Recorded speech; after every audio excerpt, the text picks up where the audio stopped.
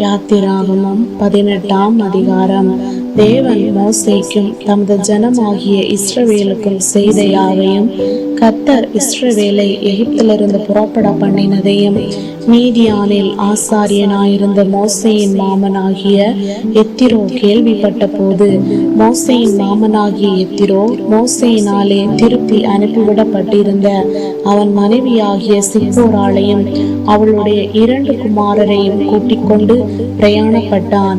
நான் அந்நிய தேசத்திலே பரதேசி ஆனேன் என்று மோசே சொல்லி ஒரு மகனுக்கு கெர்சோம் என்று பெயரிட்டிருந்தான். என் பிதாவின் தேவன் எனக்கு துணை நின்று பார்வோனின் பட்டயத்துக்கு என்னை தப்புவித்தார் என்று சொல்லி மற்றவனுக்கு எலியேசர் என்று பெயரிட்டிருந்தான்.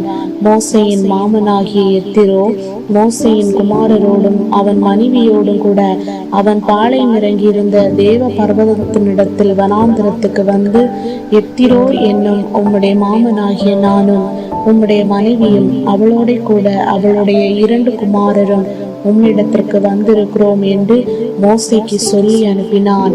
அப்பொழுது மோசே தன் மாமனுக்கு எதிர்கொண்டு போய் அவனை வணங்கி முத்தம் செய்தான். ஒருவரை ஒருவர் சுக செய்தி விசாரித்து கொண்டு கூடாரத்துக்குள் பிரவேசித்தார்கள். பின்பு மோசே கர்த்தர் இஸ்ரவேலின் நிமித்தம் பார்வோனுக்கும் எகிப்தியருக்கும் செய்த எல்லாவற்றையும், வழியிலே தங்களுக்கு நேரிட்ட எல்லா வருத்தத்தையும், கர்த்தர் தங்களை விடுவித்து ரட்சித்ததையும் தன் மாமனுக்கு விவரித்து சொன்னான். கர்த்தர் இஸ்ரவேலரை எகிப்தியரின் கைக்கு தப்புவித்து அவர்களுக்கு செய்த சகல நன்மைகளையும் குறித்து எத்திரோ சந்தோஷப்பட்டு, உங்களை எகிப்தியரின் கைக்கும் பார்வோனின் கைக்கும் தப்புவித்து எகிப்தியருடைய கையின் கீழிருந்த ஜனத்தை விடுவித்த கர்த்தருக்கு ஸ்தோத்திரம். கர்த்தர் எல்லா தேவர்களை பார்க்கிலும் பெரியவர் என்பதை இப்பொழுது அறிந்திருக்கிறேன். அவர்கள் எடும்பு செய்த காரியத்தில் அவர்களை மேற்கொண்டார் என்று சொல்லி மோசேயின் மாமனாகிய எத்திரோ சர்வாங்க தகன பலியையும் மற்ற பலிகளையும் தேவனுக்கு கொண்டு வந்து செலுத்தினான். பின்பு ஆரோனும் இஸ்ரவேல் மூப்பர் அனைவரும் வந்து மோசேயின் மாமனுடனே தேவ சமூகத்தில் போஜனம் பண்ணினார்கள். மறுநாள் மோசே ஜனங்களை நியாயம் விசாரிக்க உட்கார்ந்தான். ஜனங்கள் காலமே துவக்கி சாயங்காலம் மட்டும் மோசேக்கு முன்பாக நின்றார்கள். ஜனங்களுக்கு அவன் செய்த யாவையும் மோசேயின் மாமன் கண்டு, நீர் ஜனங்களுக்கு செய்கிற இந்த காரியம் என்ன? நீர் ஒன்றியாய் உட்கார்ந்திருக்கவும் ஜனங்கள் எல்லாரும் காலமே துவக்கி சாயங்காலம் மட்டும் உமக்கு முன்பாக நிற்கவும் வேண்டியது என்ன என்றான்.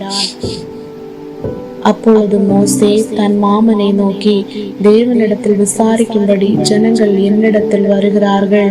அவர்களுக்கு யாதொரு காரியம் உண்டானால் என்னிடத்தில் வருகிறார்கள். நான் அவர்களுக்குள்ள வழக்கை தீர்த்து தேவ கட்டளைகளையும் அவருடைய பிரமாணங்களையும் தெரிவிக்கிறேன் என்றான். அதற்கு மோசேயின் மாமன், நீர் செய்கிற காரியம் நல்லதல்ல.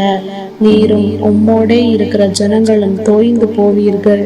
இது உமக்கு மிகவும் பாரமான காரியம். நீர் ஒருவராய் அதை செய்ய உம்மாலே கூடாது. இப்பொழுது என் சொல்லை கேளும். உமக்கு ஒரு ஆலோசனை சொல்கிறேன். தேவனும் உம்மோடு கூட இருப்பார். நீர் தேவ சந்நிதியிலே ஜனங்களுக்காக இரும். விசேஷித்தவைகளை தேவனிடத்தில் கொண்டு போய் கட்டளைகளையும் பிரமாணங்களையும் அவர்களுக்கு வெளிப்படுத்தி, அவர்கள் நடக்க வேண்டிய வழியையும் அவர்கள் செய்ய வேண்டிய காரியத்தையும் அவர்களுக்கு தெரியப்படுத்தும். ஜனங்கள் எல்லாருக்குள்ளும் தேவனுக்கு பயந்தவர்களும் உண்மையுள்ளவர்களும் பொருளாசையை வெறுக்கிறவர்களுமான திறமையுள்ள மனிதரை தெரிந்து கொண்டு அவர்களை 1000 பேருக்கு அதிபதிகளாகவும் 100 பேருக்கு அதிபதிகளாகவும் 50 பேருக்கு அதிபதிகளாகவும் 10 பேருக்கு அதிபதிகளாகவும் ஏற்படுத்தும். அவர்கள் எப்பொழுதும் ஜனங்களை நியாயம் விசாரித்து பெரிய காரியங்கள் யாவையும் உம்மிடத்தில் கொண்டு வரட்டும்.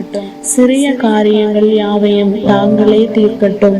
இப்படி அவர்கள் உம்மோடு கூட இந்த பாரத்தை சுமந்தால் உமக்கு லகுவாயிருக்கும். இந்த பிரகாரம் நீர் செய்வதும் இப்படி தேவன் உமக்கு கட்டளையிடுவதும் உண்டானால் உம்மாலே தாங்க கூடும். இந்த ஜனங்கள் எல்லாரும் தாங்கள் போகும் இடத்துக்கு சுகமாய் போய் சேரலாம் என்றான். மோசே தன் மாமன் சொல் கேட்டு அவன் சொன்னபடியெல்லாம் செய்தான். மோசே இஸ்ரவேலர் எல்லாரிலும் திறமையுள்ள மனிதரை தெரிந்து கொண்டு அவர்களை 1000 பேருக்கு அதிபதிகளாகவும் 100 பேருக்கு அதிபதிகளாகவும் 50 பேருக்கு அதிபதிகளாகவும் 10 பேருக்கு அதிபதிகளாகவும் ஜனங்கள் மேல் தலைவராக்கினார். அவர்கள் எப்பொழுதும் ஜனங்களை நியாயம் விசாரித்தார்கள். வருத்தமான காரியங்களை மாத்திரம் மோசேனிடத்தில் கொண்டு வந்தார்கள். சிறிய காரியங்களை எல்லாம் தாங்களே தீர்த்தார்கள். பின்பு மோசே தன் மாமனை அனுப்பிவிட்டான். அவன் திரும்ப தன் தேசத்துக்கு போய்விட்டான்.